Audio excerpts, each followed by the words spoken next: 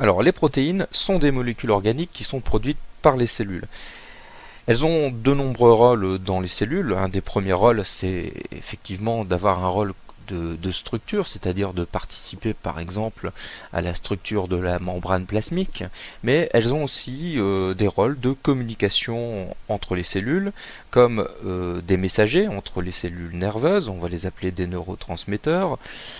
Deuxième rôle de messager qui est représenté par les hormones qui vont permettre de communiquer entre différents territoires de l'organisme. Et enfin, elles vont permettre des réactions chimiques comme les enzymes.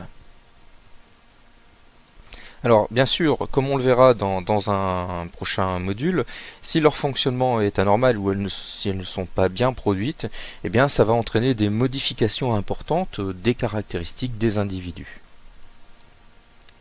Alors, les protéines sont constituées d'une succession de sous-unités qu'on appelle acides aminés, qu'on voit ici, par exemple, la thréonine, l'isoleucine, la lysine, etc.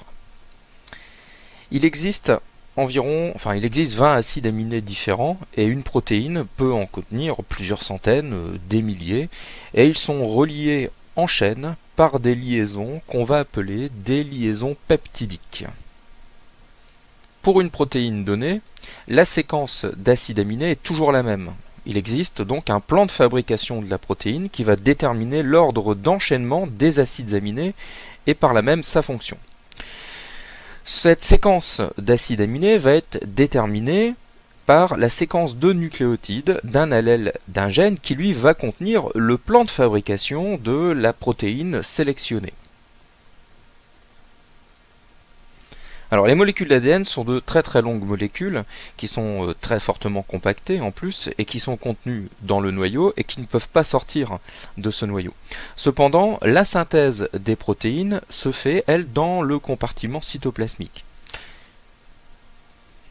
Donc la séquence d'un allèle doit d'abord être copiée sur la portion d'un gène et sa copie doit être exportée vers le cytoplasme où elle sera utilisée pour la fabrication de la protéine. La première étape va être appelée la transcription, elle a lieu dans le noyau, et la seconde va être appelée la traduction, elle aura lieu dans le cytoplasme.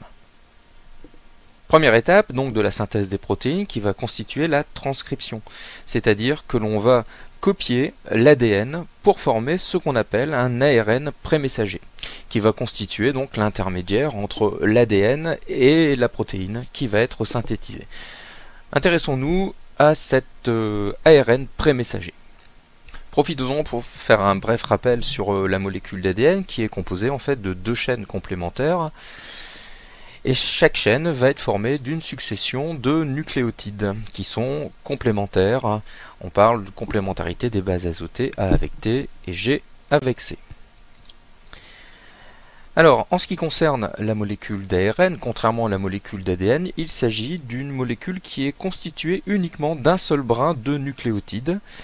Et c'est une molécule qui va être très courte, contrairement à la molécule d'ADN, puisqu'elle va être la copie d'un gène ou d'un allèle de ce gène. Alors, petite différence entre l'ADN et l'ARN. En ce qui concerne l'ARN, le sucre va être différent. Dans l'ADN, on avait un désoxyribose, le D de ADN, tandis que dans la molécule d'ARN, eh bien, on a le ribose qui remplace le désoxyribose, donc on a le R de ARN, acide ribonucléique.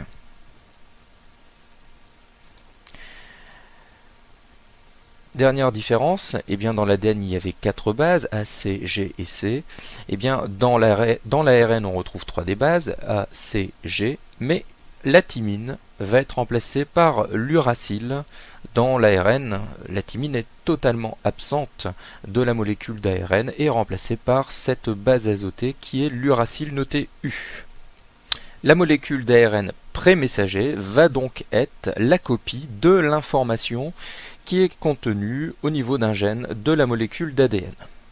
Intéressons-nous maintenant aux étapes de la transcription de ce gène et à l'intervention d'un élément nécessaire qui est une enzyme qu'on va appeler l'ARN polymérase. Alors, observons donc le déroulé de la transcription.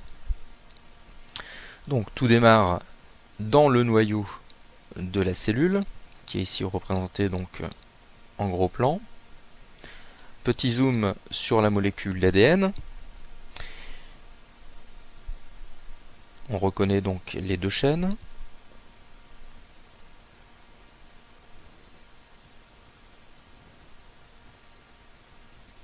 Alors, une enzyme qui est ici représentée, l'ARN polymérase, va se fixer au niveau d'une séquence de nucléotides particulière qu'on va appeler la séquence d'initiation ou promoteur. Elle va écarter alors les deux brins de la molécule d'ADN. Alors, la synthèse de l'ARN prémessager va se faire par complémentarité.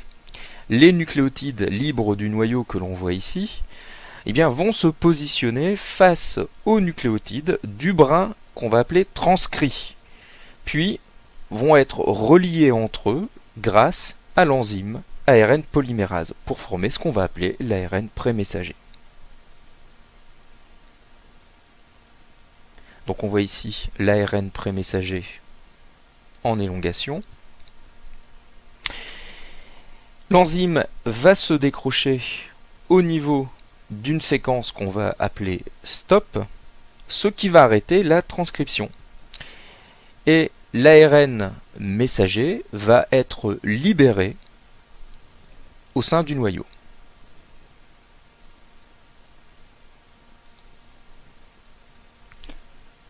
L'action de l'ARN polymérase, donc qui va permettre la transcription donc, de l'ADN en ARN prémessager, est représentée sur ce schéma.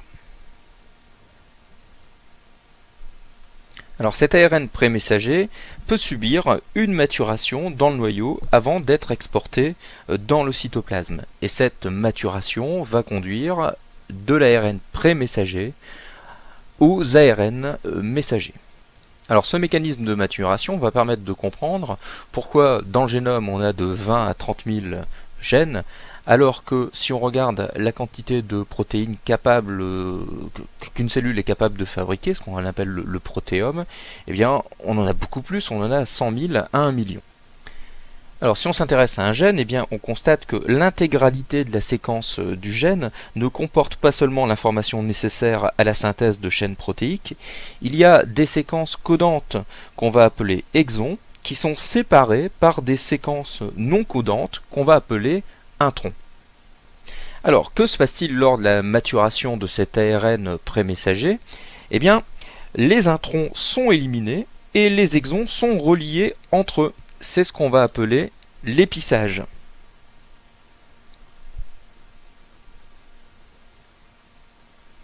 Et l'épissage permet d'aboutir ici à un ARN messager, cette fois-ci, qu'on va dire ARN M. Ou ARN messager ou ARN mature.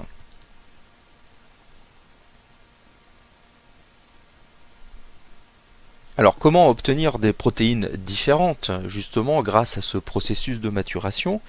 Eh bien un ARN prémessager peut subir des maturations différentes. On voit ici deux exemples qui vous sont donnés.